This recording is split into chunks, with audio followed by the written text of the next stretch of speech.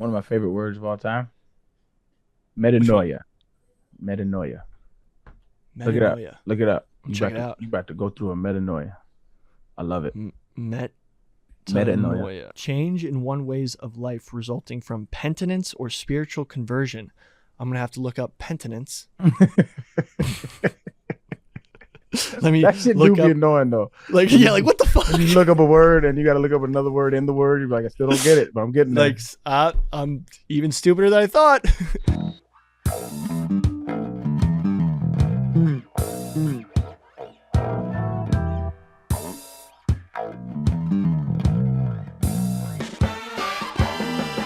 Welcome back, y'all, to Macrodosing. Arian here. My daughter here too. Say hi. Say hi to the people. Hi. Yeah, Yo. she done popped in. We all remote. We all almost got the Chicago offices ready. So we everybody's remote doing their own thing until everything's ready to go. So we got everybody here. Big T, Maddie, Matt, Billy, but PFT's not here because he's doing like less important things elsewhere. I have no idea what he's doing. Don't care. Is he just taking a vacation? It is a work related. He's not on vacation today. It is a work related thing. Got you. Okay. Good for him. Good for him on the work related thing. But yeah, we all here, gangs here, man. Tapping in, man. How everybody feeling? I had a great weekend. What'd A lot you of do? traveling. I chilled. I ain't Oh, doing that's the motherfucking best. thing. It's the greatest weekend in the world, man. I got back. I did come back from the Live tour in West Virginia. This is the first time I ever been in West Virginia. It was at Greenbrier. The course was gorgeous, dog. That was probably the most beautiful course I've played on. It was. West Virginia is so beautiful. It's green, and it was my first. So I'm in Houston right now, and like it's 100 every day, and it's humid, and it's hot, and as soon as you walk out, you gotta take a shower again. It's disgusting. I hate it. And I went to West Virginia, and it was like 65, 70, and it had. I don't know if you've ever been to Hawaii, but it had that like, that little drizzle in Hawaii where it's like it's raining, but it's not like coming down. It's just like that mist. It's almost like it's so humid. No. West Virginia. I was in West Virginia, and this Yeah. is what it was. There was no humidity. It was It was just a little drizzle. it was gorgeous, bro. I was absolutely in heaven, and I shot well too. And so we played in a pro-am for everybody that don't know. We played a pro-am for the Live tour. I was taking that blood money from Saudi Arabia, and and I played with Taylor Gooch and Lee Westwood, so two prominent pros who have won tournaments on the PGA Tour and the Live Tour, and I played well, man. I birdied the first hole out the gate, first hole birdie. So I was riding high. I was driving the ball well. It was dope because Taylor had you know gave me a few pointers in the drive, and from there I hit like two or three like 330s, 340s, like. Whoa. I was bombing it, and it was like like dead straight. Like I almost drove the green on one. It was amazing, though. I was playing well. And then on the 17th hole, so we switched. It was Taylor Gooch the first nine, and the second nine we played with Lee Westwood. That was a vibe change. He's a little more. You could tell he's like on some. I'm about to get my money and get the fuck on. He really into it, which I don't knock him off. It was cool, but we ended up chopping a little bit too. Um, but on the 17th hole, I had a great drive. Like I shanked my ball left, but it was still out there. It was probably like 200 yards. It was just like a 600-yard par five. And then on the third shot, I had like I don't know, like 60 yards in. I hit a great chip, and that bitch holed it out for eagle. I was hyped. Whole crew was hyped for me. It was dope, man. It was a really dope experience. Is that your I'm a, first eagle ever? no. I've had an eagle before, but I was in front of Lee Westwood, who's a pro. You know what I'm saying? And Right. I think he parred the hole. You know what I'm saying? So it was dope. Just doing your thing in front of like a pro, and then plus everybody else was there. I think I'm a fan of the Live Tour for this reason. Like, I don't know if I'll ever love like the format with the teams and stuff, but I think they're just making golf modern. They're making golf modern, and it's less stiff. Like the PGA Tour is really stiff. Like you have people who love that side of the golf where you got to tuck your shirt in and you got to do everything. That shit whack, and that shit turns people away from the game. I think Live is like more modern, and so for that I appreciate it. What kind of fit were you rocking? Oh, I was clean, man. I had a nice little some joggers on. I had some joggers on, and then I had a regular little black polo, Nike polo, and I had the Jordan 12s on, but they were the white and red ones. Ooh, crispy. So Yo, check out the macro Instagram if you haven't seen it. It was clean out there. you think you were one of the first dudes in joggers to hit a birdie at a pro-am? Now everybody wear joggers now. It's kind of golf fashion is evolving. You're getting a little more. It's getting a little more hip. Certainly can't wear joggers at the PGA. I think you can. Oh, you can? Yeah, it's. I mean, it's just like considered pants. Like what you can't do in the PGA is wear shorts. You can't wear any kind of short, no matter what they are. You have to like cover the legs somehow, which is another. It's whack. For what? Like it's high since the summer. Like you got a tournament in the summer, you can't wear shorts for what? Silly, silly rules, man. But I enjoyed it, man. Live is dope. Obviously the politics behind it is some. You know, it is what it is. But I enjoy what they're doing for the game, man. How everybody else was weekend? Technically taking the money back from Saudi Arabia. I was talking to Taylor Gooch, and I was like, bro, when it first happened, I remember we was talking about when it first happened. Everybody's like, oh, it's blood money, but I'm like, if you have like a moral, and even like when I tweeted out some like there's people on it that's like, well, how do you feel about taking this Saudi Arabia? Like I was like, dog, if you stand on that moral high ground, everything that you enjoy, you're gonna have to stop. Your iPhone is made off of slave labor. To mine the lithium batteries. It's made in sweatshops. The clothes that I mean, you can, I guess you can, outsource some ethical clothes that are made from, honest workers, and they're paid well. But for the most part, everything that you enjoy, especially electronically, everything that we have, for the most part, the gas that you put in your car come from the same place that the Live Tour is funded. So it's like, from all of these, like, it's hard to be socially conscious on every single thing in the world. You will be living in a hut, living off the land, and that's just not a life I want to enjoy. Is what it is. Florida State's football team is being funded by the Saudis now. Has Liv hit college football basically? No. So Florida State, I don't understand exactly how all this works, but they hired JP Morgan, who I guess operates in Saudi Arabia somehow. That's what all the memes were coming from, I guess. They want to raise money. It's something to do with all the realignment stuff that's going on. And if they could potentially, to leave the ACC media rights deal is like really ironclad, and none of the schools can get out of it. So they're trying to raise a shit ton of money to basically buy their way out of the ACC. But they need JP Morgan and some like private equity. I don't understand how all that works, but they're doing something along those lines. And I guess people were making jokes because JP Morgan has some ties to Saudi Arabia somehow. I don't know. But so they want to get out of the ACC, Florida State? Yeah, because everybody, I don't know if you've followed all the conference realignment stuff, but like the Pac-12 like doesn't exist anymore. All the teams left. So what? So there's only 4 teams left in the Pac-12 right now. It's Oregon State, Washington State, Stanford, and Cal. Wait, where did USC go?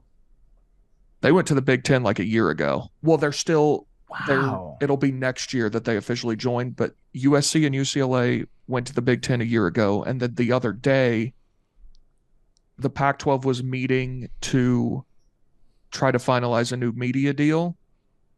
And all the schools were basically trying to maneuver their way out of it. And so Oregon and Washington went to the Big Ten also. And Utah, Arizona State, Arizona, and somebody else went to the Big 12. Oh, Colorado. So now, so the Pac-12 is going to not exist in a year. Well, it was okay. Why did all those schools leave the Pac-12? Because the Pac-12 has struggled to find a media partner. And there was always like Fox Sports 1 or some shit. Well, so now not even like they were not going to have their games on linear TV at all. The deal that they had was from Apple, and the schools were gonna not make a lot of money. And so the Big Ten just signed this massive deal with Fox. And so they told Washington and Oregon, come to the Big Ten, we'll give you part of this, you're going to make way more money. And then the other schools went to the Big 12 because they saw that the Pac-12's deal was going to suck. So basically the same thing is going to happen with the ACC probably. So Florida State and Clemson and the other teams that are worth a shit are trying to get out. They're going to go to SEC? That would be a I good don't look. think honestly. so as of now. The rumor is that they might also go to the Big Ten, but the SEC will probably take somebody from the ACC. Now, how many teams are in both the Big Ten now and Big 12? Because not only Big are Ten, they both, I think, has 18 now, and the Big 12 has maybe 16. okay, so the Big 12 has less teams. This is where it gets weird. Are they going to change the names to make it like the Big 18? No, Or they've like- already. I mean, the Big Ten had like 14 this year, so I know, but now that there's all this change, like, I think they're gonna can they change the name. change the big thing? They can't both be big. Like, they need new names because it's too confusing. It's too annoying. They're not even following the same rules to their naming system. Because like the Pac-12 used to be the Pac-10. When I was going to school, it was Pac-10, and then 2 more schools got added, and it was the Pac-12. But then they left, and so there's only 4 teams in the Pac-12. yeah. If you actually go on your phone and go to, I believe it's pac-4.com. That's horrible. Somebody made a website and it's hilarious. Pac The premier tri-state West Coast College Football Conference, founded in 1915, the Pac-4 features fierce rivalries, proud tradition, and an easy travel schedule. dog. There's 4. It's gonna be mute for like the college, football playoffs and shit. Like, Well, they're gonna have just their own- gonna. Those schools are gonna go to another. It's Yeah. gonna dissolve. I mean, they're gonna play this year out though, huh? So they're gonna have a Pac-4 championship. Well, no. So this year, all the schools are still in the Pac-12. They Oh, all so- leave starting next year. And so this Pac-4 in action is just them trying to hold on.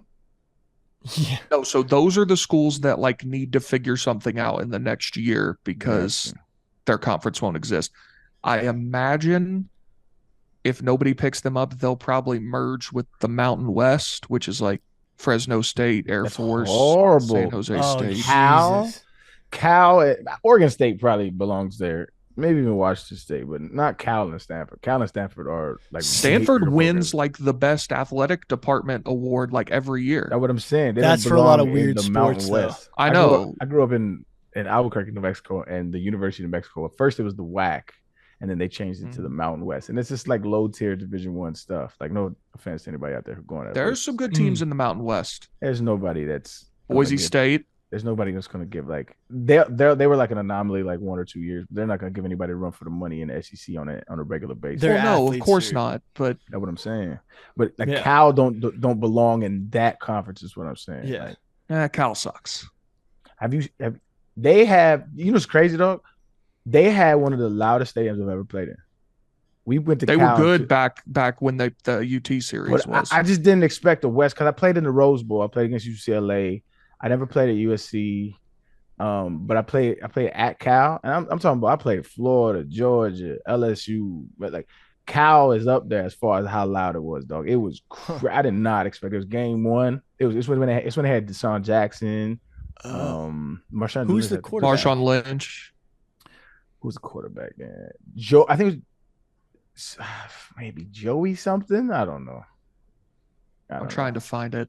I know. Aaron Rodgers Desmond was- Bishop was a linebacker. I know more about the defense because like that's who we went against. I forget his name, but it was so loud, dog. I did not expect it, dog. I balled out too. Had a good game. That's dope. That's interesting shit. I had no idea.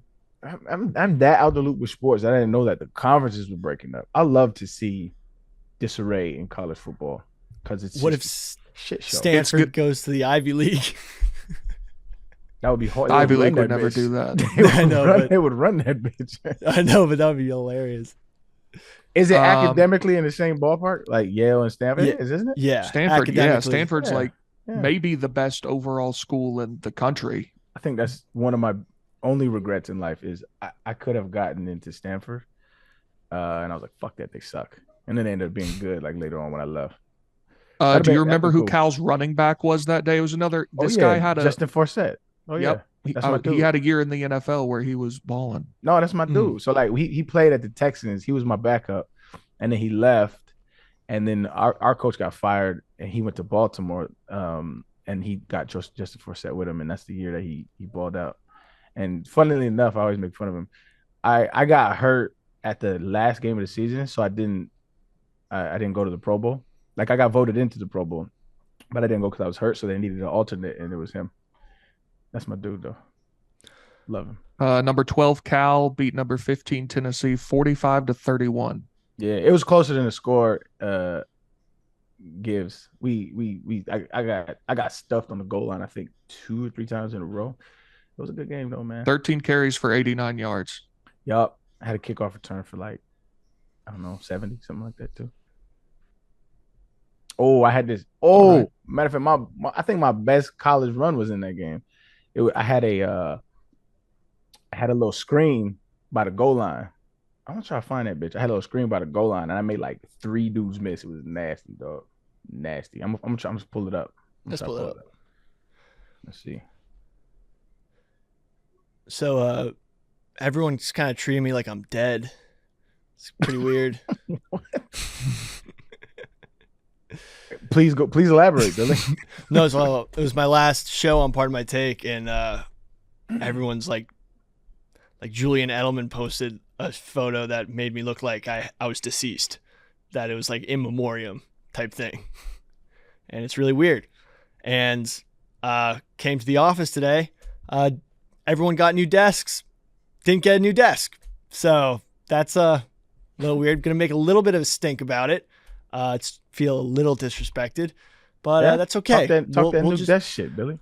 We'll just be like, hey, totally understand. Probably forgot about it in the mix and fold. But do I have a desk here? Do I still work here? You don't have a place to sit? No, but I do have. This is still my office for the next month. So, the PMT, the old PMT studio. Change that shit up in there, dog. You should just have you just have pictures of you all over the wall. That shit would be fucking hilarious. Just like a picture of like you know when you walk into like a CEO's office and there's like the picture in the waiting room. You should have you should have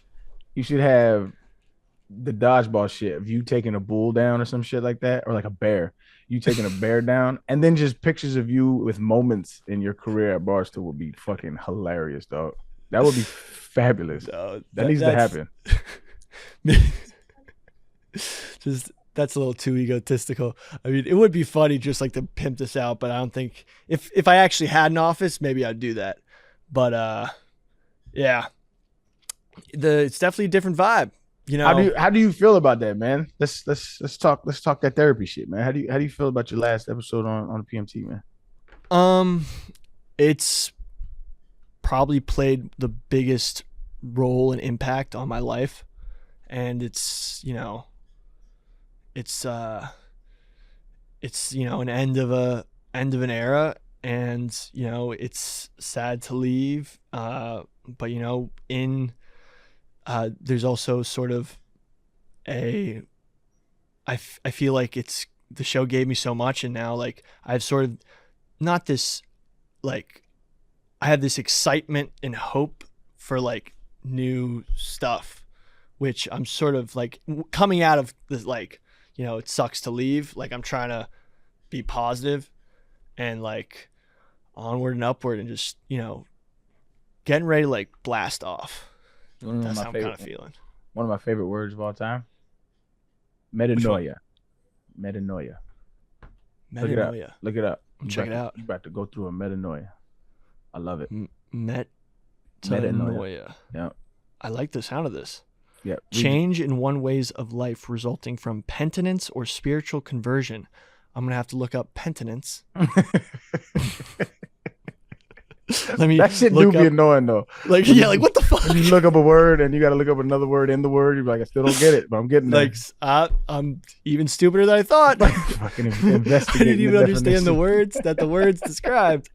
What he demanded of people was metanoia, repentance, a complete change of heart. Penitence, the action of feeling or showing sorrow. That's the hardest word in this one, sorrow. So And regret for having done wrong. Repentance. Okay. Okay, I get it. It's just like a rebirth, man. They did a lot right there. It's like a rebirth. It's a new beginning, rebirth. No, you was a caterpillar. I got a bunch of stuff. Butterfly, Billy. Yeah, I mean the Jets also are amazing. I mean, okay. Did you guys see the preseason game? Did you see Aaron Rodgers call the play for Zach Wilson to throw that bomb? I've not. He's like, there's a great clip, and I think it's going to be on Hard Knocks, of Aaron Rodgers just with the headset, just like mentoring the fuck out of Zach Wilson, and Zach Wilson throwing an amazing bomb. Mentoring the fuck out of Zach Wilson. It's quarterback mentorship porn. Aaron Rodgers, Zach Wilson, mentorship. It was just great to see. Is Zach Wilson on some like? It's got to be because he started last year, didn't he? Yeah, didn't go so well. He need like his competition. Like he needed to sit.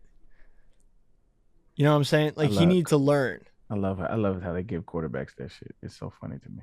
But it is. I mean, the difference in they just have a longer leash than everybody else. Well, they're a bigger investment, like relatively. So like if you pay them, yeah. Woody Johnson is still like, this was our draft pick. We either try to rehab him for a little and then let him get but I think he's showing improvement. No, I'm not saying it's wrong. I'm just saying they get a long ass leash though. I do think the defensive coverages going from college to the NFL are like the biggest learning curve. Would you agree? In college, they line up right as the scouting cards say they're going. They do exactly what you practice against. So if they line up in a 4-3 and the Sam's coming with the mic, then the Sam's coming with the mic, and they do exactly what they do. In the NFL, they give defensive players a little bit more leeway and leverage to improvise. And so who the best at that was I played against was Troy Polamalu.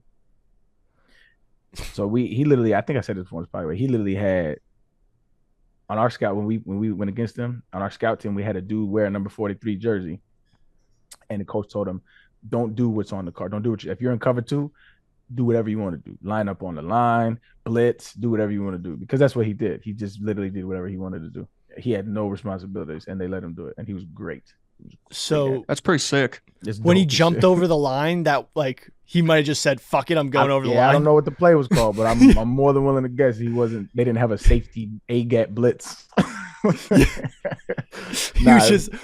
That's a full send. I mean, that's just epic. Yeah. It was. You had to respect him so much, man. Like you had to know where he was at all times, and back to the conversation. The quarterback is the biggest learning curve, but they be acting like it's not on any other positions too. Like, so they have, pass protections. Pass protection is different for, every position. And when they line it up and shit like that, you also have to account for that too. But I'm saying you'll see in 7-on-7s, right? And 7-on-7s is just the DBs versus the wide receivers and the quarterbacks and the running backs and linebackers. Mm-hmm. If a quarterback throws a pick, they're like, it is what it is. Hey, get them next time.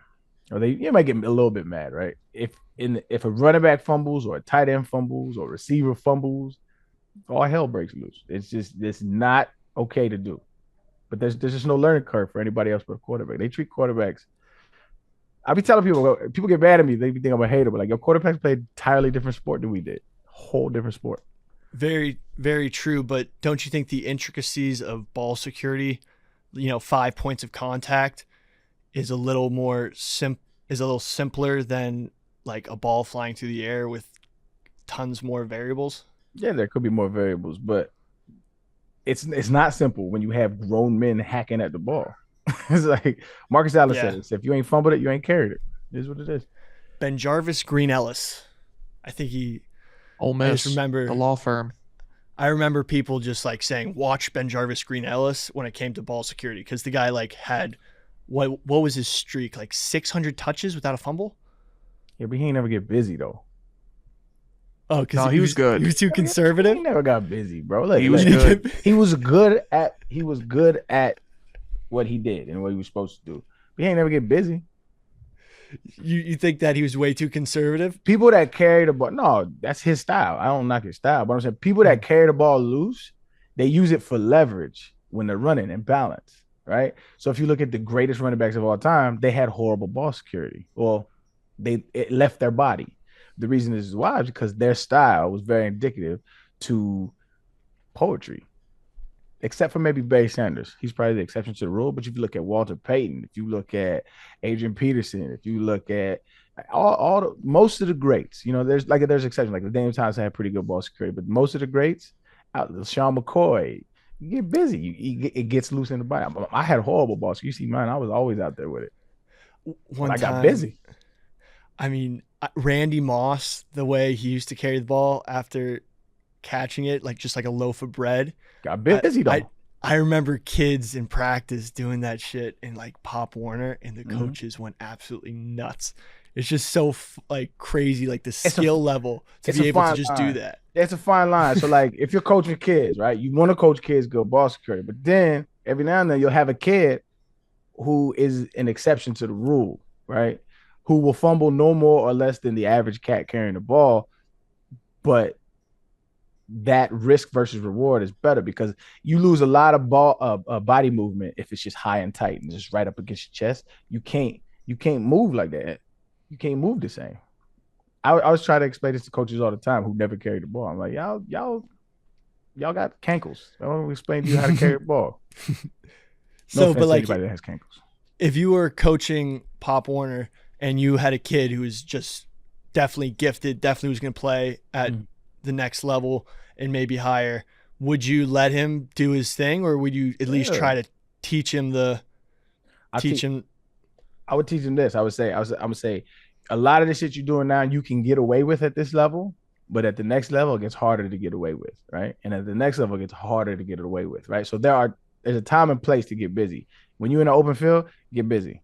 When you in the box, when there's 8 men in the box, you can't really get busy like that because it'll cost you. And that's the risk versus reward to me of having a talented runner, right? So Barry Sanders, arguably probably the greatest running back of all time, right? He also had the most lost yards of all time, right? So that risk versus reward of production versus style of run, that's something you always weigh, as a coach, in my opinion. Like if you like Adrian Peterson, he had a real big knock on him in the league. He used to fumble a lot. But because he used to get that ball outside of his body, but when he go for 296, that's not a big deal. You know what I mean? That's just the risk versus reward as a runner. But like I said, there's just more leverage given or more leeway given to quarterbacks. Quarterbacks don't play the same sport we do. I say that shit all the time. It is what it is. We're now going to take a quick break so I can talk to you about Fitbod. Summer's hard to keep up your fitness routines. There's so many activities to get done. You can go to the beach, you can go party with your friends. It's just fun to be in the sun, but when you're in the sun, you got to take your shirt off. Sometimes you wish you were taking more time to exercise. Fitbod, if you're looking to push your limits at the gym or jumpstart your fitness routine, Fitbod can help. Fitbod creates custom workouts based on your personal goals, experience, available equipment, and more. Build your fitness habit and stay consistent all summer long. Fitbod's powerful technology understands your strength training ability, studies your past workouts, and adapts to your available gym equipment, keeping your gym sessions fresh and fun by mixing up your workouts. Keep track of your achievements and personal bests with Fitbod's progress tracking charts and learn new movements the right way with over 1,000 demonstration videos. I've been using Fitbod. I'm planning to have abs by the NFL season because you know how the NFL impacts your body. You're just watching a lot of it, eating a lot, and sitting down all day. So I'm training for the NFL season to make sure that I don't lose track of the summer gains. So it's not too late to crush your summer fitness goals. Try Fitbod today. Get 25% off your subscription or try the app free at fitbod.me-macro. Get 25% off your subscription or try the app free. Wow. Fitbod.me-macro. That's fitbod.me/macro. Damn, I'm going to get ripped before the NFL season. It's not too late to even look good at the beach. Those hot September days, you still can hit those, get a little toned. Check it out. Big T, man. How you doing today? I'm doing well. How are you? The light is shining on your beard right now, and it definitely looks red. I mean, it is. Yeah, it looks like real like Irish. You're looking real Irish right now. Really? Yeah. You teed off about anything, man? Yes, it just happened. Let's do it. So this apartment I'm in is awesome. It's fantastic. One thing that I was not told about is there is a train track directly outside, like that goes right under the building. Mhm. And every train that comes through, ding, ding, ding, ding, ding, for Mm. it takes it probably about 5 minutes to get from the furthest point. Here it comes. Here it comes. Let me Right on take cue. y'all over here. Yeah, take us. Take us I've to got. I don't know if I can move the computer, but Can you move the Yep, mic? he's I want to hear the dinging. sounds. it's because this is a good mic, but it sucks and I hate it. All right. Is this a trade? I mean, is this going to be an I'm ongoing anti-train. Oh, anti-train? anti-train. That's crazy. Yep, I'm out on trains now. That's trains phobic. Jesus Christ. You could Sign me up. Yeah, man. I hate that. How often do the train come by? During the day, every 15 minutes. Oh, geez. Damn. What And about it's not nighttime? it's not like the subway train. It's like a real train. I've noticed this. I've noticed that because I go to this golf course all the time in Houston, and there's this train that passes by like all the time. They unnecessarily blow their horn. Like the train, the doo doo. They don't have to blow it as much as they do, in my opinion. I don't know enough about trains. No, train track safety is that's Okay, some so pretty serious stuff. I don't When it comes, I because don't knock that. they're doing it when they come to the intersection. When PFT and I were driving from New York to LA for the Super Bowl, we hit ice storm in Tennessee, and the power grid was all out for miles. And during that, I realized, I was like, holy shit, the train intersections aren't working. There was no electricity in them. So so I was rolling through those intersections with my windows open in an ice storm just to make sure we could see or hear the trains so that we didn't get T-boned going through one of those intersections. That makes sense. Yeah. Have you ever seen those videos of people getting smoked by trucks getting smoked by trains? No, I feel like that's an intentional search on your part.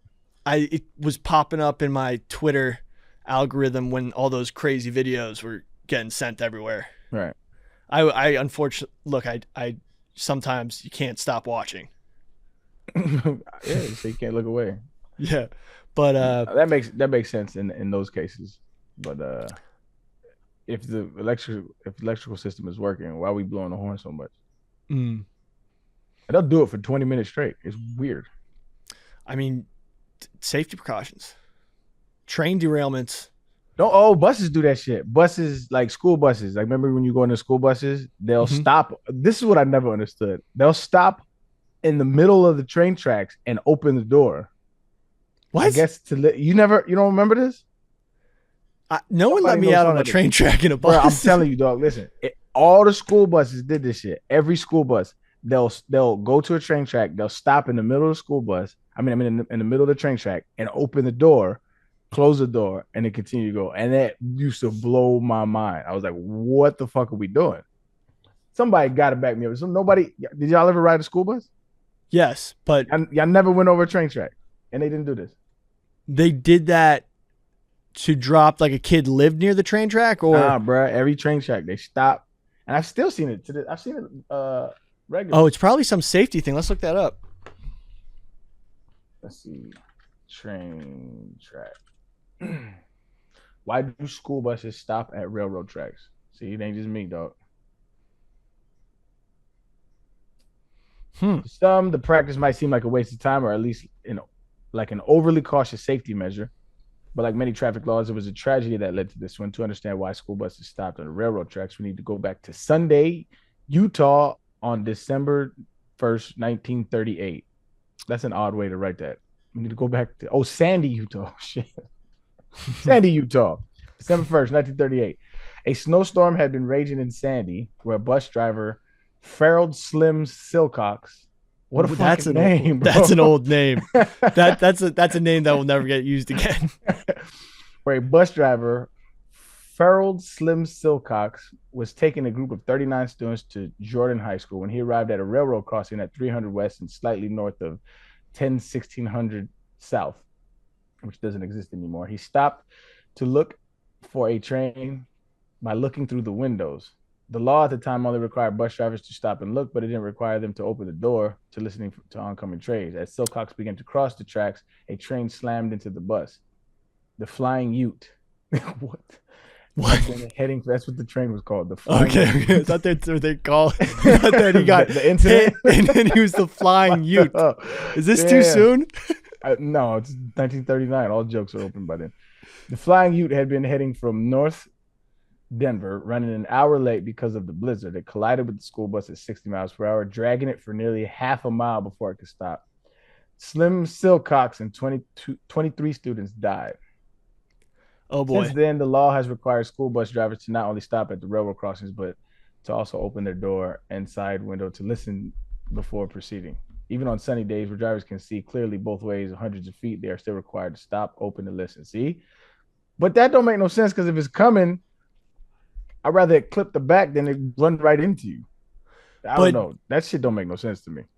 So it says here they have to stop 50 feet from the tracks, open it to listen, and then proceed. Oh, my bus drivers read that shit wrong, because every bus, all the time, we would be on the tracks. I'm like, this is dumb. This is fucking dumb. That is wild. Yeah, R.I.P. to Sandy Silcox. No, Farrell Slim Silcox. His name still echoes in eternity. Forever, man. You forever wild. Yeah. Niggas stop at the railroad, dog. R.I.P. You only really die when people stop saying the last person says your name. I think we gonna keep Farrell Slim Silcox alive for a little longer. Yeah. R.I.P. cousin. He's now in the Internet Archives, so he's been revived. I mean, this is it. I read it from an article. I didn't go to the library. But we're still saying it. Reading it's different than saying it. You know? Maybe to Gen Z. That makes sense. Yeah. Yeah. But now it's alive and popping. I'm beat off about something. Talk that shit. Went to Baltimore for the PLL, an amazing games. What is PLL? Professional lacrosse. Okay. It's amazing in person. Literally saw a guy get like decapitated on the field. It was insane. The guy threw a check and just like it's literally football with weapons when it comes to the contact. And it's I enjoy it because I play it. But if you haven't checked out, definitely go see it. It's an amazing venue. Was there in the Bar Down Beer Garden with Dukes. Water Dogs unfortunately lost, but great games. But so I was in Baltimore, and Baltimore is a place that I haven't frequented much. If I'm heading to that area of the country, I'm going to DC. I went to West Virginia. West Virginia is closer to DC than you think, which is weird to say. Like Greenbrier is where you were at the spot where the emergency government bunker was. The Greenbrier. There's nothing there, so probably. Yeah, it's under the ground. I was in a hotel, and it was like 9, and I was like, I'm about to Uber some food, and I opened my Uber Eats app, and it literally said not available in this area. Wait, which hotel were you at? I don't know. It was the resort on the golf course. There's not much there, so like Greenbrier Golf Course. Were you at the Greenbrier Resort? There was a bunker under that. That you were at the secret government bunker hotel. I wasn't gonna go. Yeah, no, the bunker's existence was not acknowledged until the Washington Post revealed it in a 92 story. Yeah, it's now a data storage facility for the private sector, but you were at the spot. That's what's up. I would have tried to sneak down there. And do what? Just check it out, see if there's any cool stuff. But went to Baltimore, tried the blue crabs. Everyone's talking about these blue crabs. It's their pride and joy. Everyone, that's their staple cuisine of the that spot. And unfortunately, as a Northeasterner, lobster just blows it way out of the water. It is one way, like the reward to payout ratio of meat in those crabs is nothing. It's crazy to eat. It's so much work to get a less amount of meat, and I think lobster's way better. I feel that way about crawfish. Yeah. The amount of time you spend trying to get a bite, wild. I had a very similar experience. I went to Philly. I had an injury and I had to get a surgery in Philadelphia. I was like the best surgeon for the specific injury I had, and so I stayed in Philly for like, I don't know, 3 or 4 weeks. And I was like, I gotta see what the hype about these cheesesteaks is. Like I gotta see it. And I don't know, man. This shit was just aight. Like Philly cheesesteaks are kind of trash. I'm gonna be honest, bro. Like I could be a hot take, but like Philly cheesesteaks are just mad dry. Like it's just a weird. It's just not a thing that. It's just meat on bread with some cheese and onions. It's not Except good. For part of my cheesesteaks, which not is technically great. Philly cheesesteak. It's a really good cheesesteak, way better than the. I haven't tried it, so I'm not going to cope for it. What I am saying is cheesesteaks in general are trash. Yeah, some of them, but part of my cheesesteaks are amazing. Philly cheesesteaks from Philly. No, but you can get part of my cheesesteaks outside of Philly.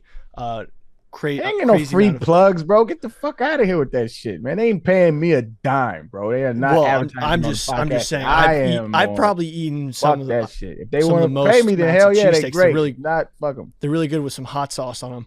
But giving them free ads, Billy. Yeah, no, but those blue crabs. I mean, it's just they don't pay Billy now either. Facts. You still banging for them? Damn. I'm gonna bang for them till I die. I can't. They pay so much. Yeah. Crazy. Bang for the truth, Billy. But yeah, I apologize to Baltimore. It just wasn't. It was just kind of a letdown. I mean, Old Bay seasoning. I know you've had awesome. I know you've had experience like that, Big T, where you went there for something that was hyped up and you were disappointed. Lay it on me. Food or just anything? Anything, because I believe the majority of Earth is overrated. But like, remember I was telling y'all about the monuments, like when you go to like the Eiffel Tower, you're like, yeah, I was gonna say I've had that experience traveling a lot. Like I went to London, and some of the stuff was really cool, but some of it was also like, oh, okay, there's a building, and I'm trying to think food wise because I definitely on my way back, I was in the elevator, so I was in the Houston airport. I was in the elevator, and like some dude from like I don't know Britain or some shit. He had that kind of accent, and some lady was like, "Oh, where'd you go?" He was like, "I went to New York." And don't get on my accent; it's trash, I know. But she was like, "Oh, did you like it?" He was like, "I mean, it was my first time, and I guess it was just kind of overhyped. It was okay.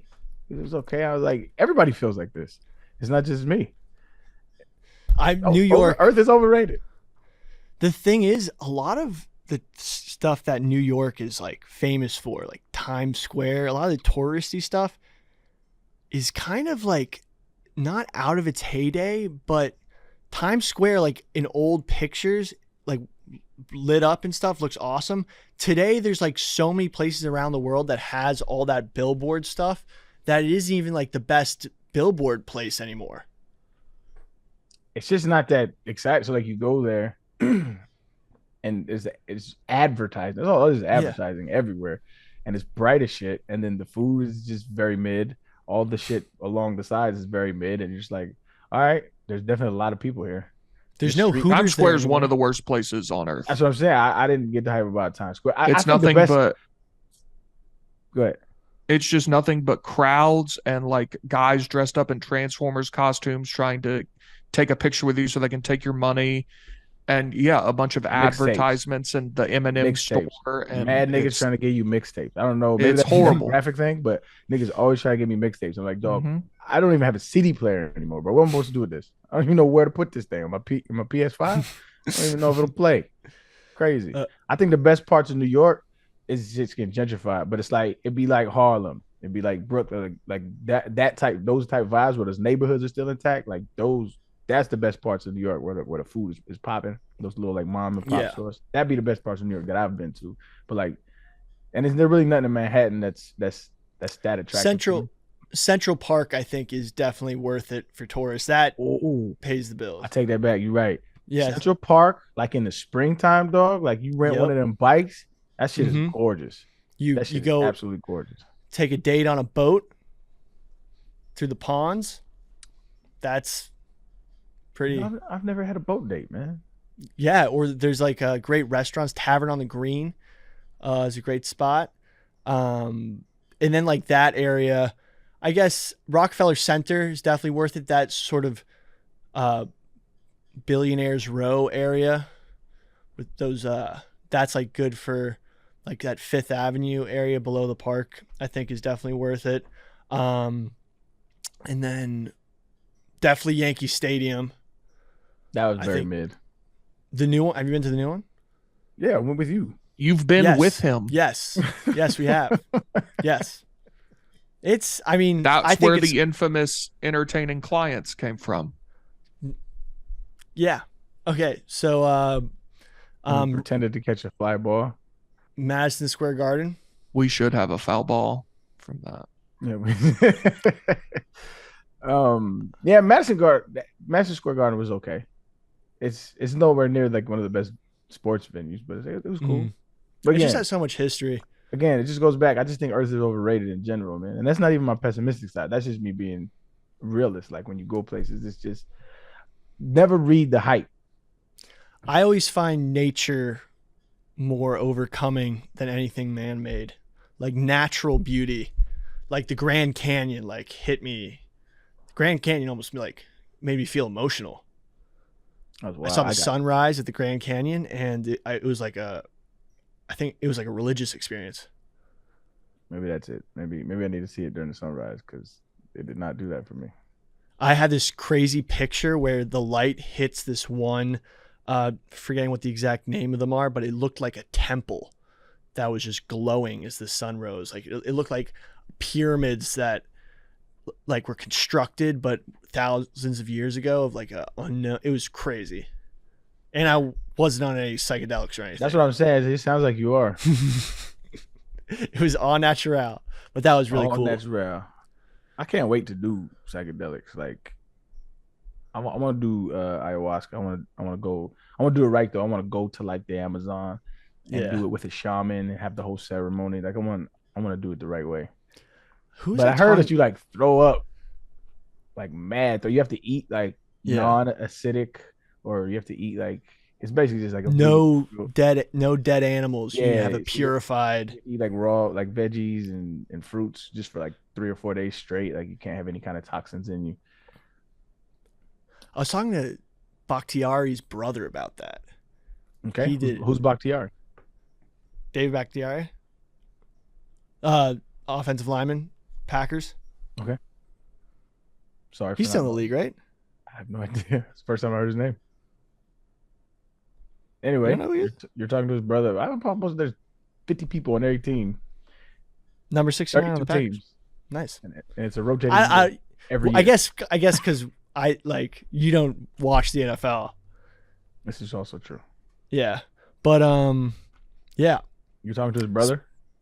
I just ran into him on not great week. Tight end U. Are you paying too much for your wireless plan? Straight Talk just introduced the new Straight Talk multi-line plan where more lines mean more savings. Just $25 per line per month when you get 4 lines with unlimited data, talk, and text, all on nationwide 5G, plus no contracts, no hidden fees, no compromises. Everybody hates that when you sign up for new phone plan, whatever. They say it's $25 and then they hit you and it's 56, whatever it is. That doesn't happen with Straight Talk. That's the Straight Talk talking from Straight Talk Wireless, available at Walmart and walmart.com.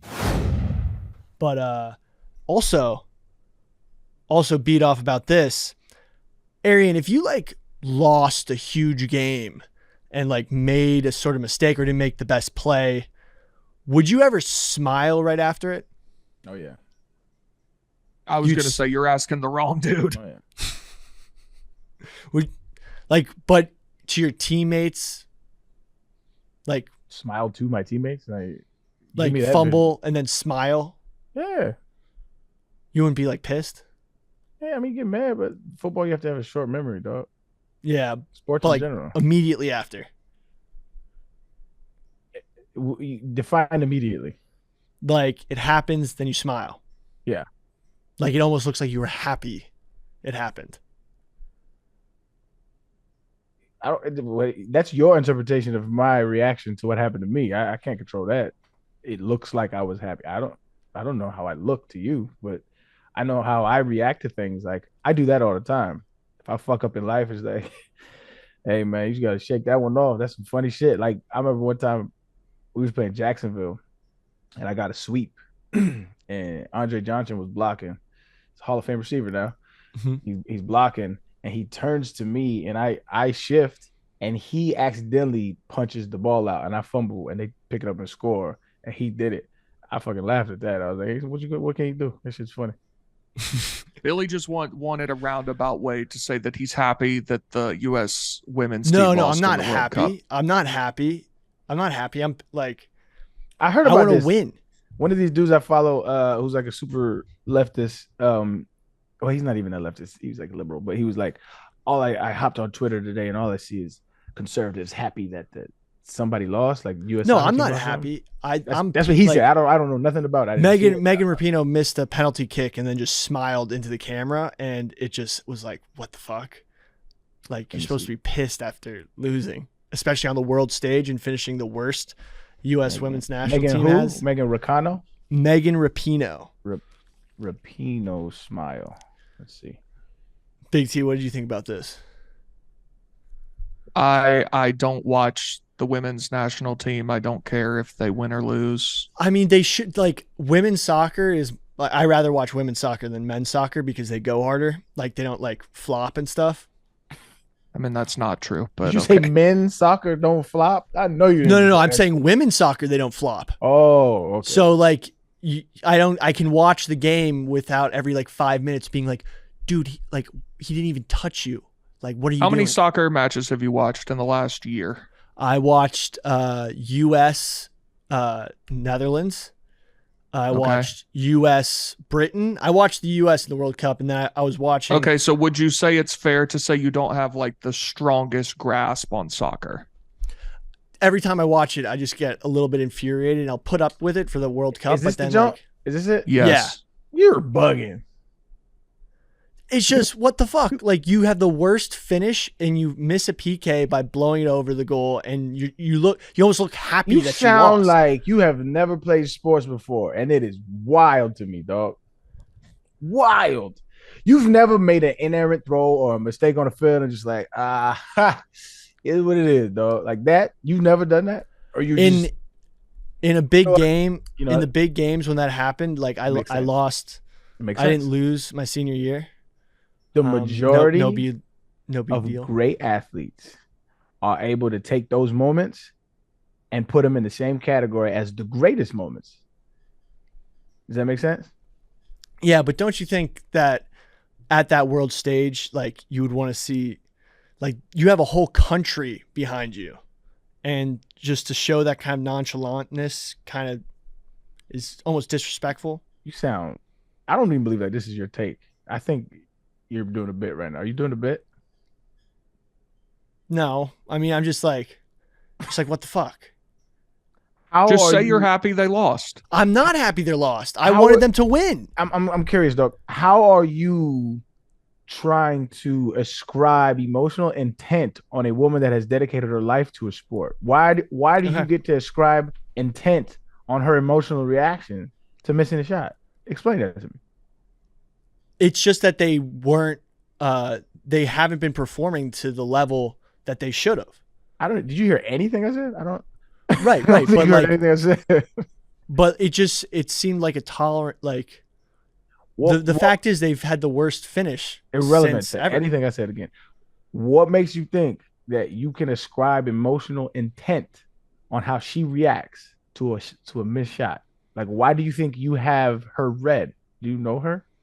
No, I don't. So how can you judge how she reacts to something with any kind of expectation at all? I just wish they did better. Say that. And that's probably how I'm that describing my anger that the U.S. doesn't have the best women's soccer team. Sounds like a projection for sure. It was a projection. So because this it's comes like, from Billy's we never win. ultra support of women that he wanted Yes. them to do Yes. so well. It's that he's so mad because they get like, so when the U.S. doesn't do well in men's, we can always be like, it's because our best athletes don't play soccer. Like, look at our women's team. They all play, our best athletes play soccer on the women's side. And look, we beat everybody. So like, that's my like backup to whenever I'm talking shit with like foreigners about soccer. And they're like, oh, you guys do terribly at soccer. And then I'm like, well, look at our women's team. And I could always point at that. And now that I can't use that in the argument, I'm getting mad at Megan Rapinoe smiling. So how often are you having arguments about international soccer with people from other countries? Well, one of my favorite bars used to be a soccer bar. It's because they had the best pints, and I would meet a lot of foreigners there. And it was a great pool bar. And so I ended up playing pool. Soccer as women's soccer, was how I would talk shit with these random foreigners when like country versus country stuff would come up.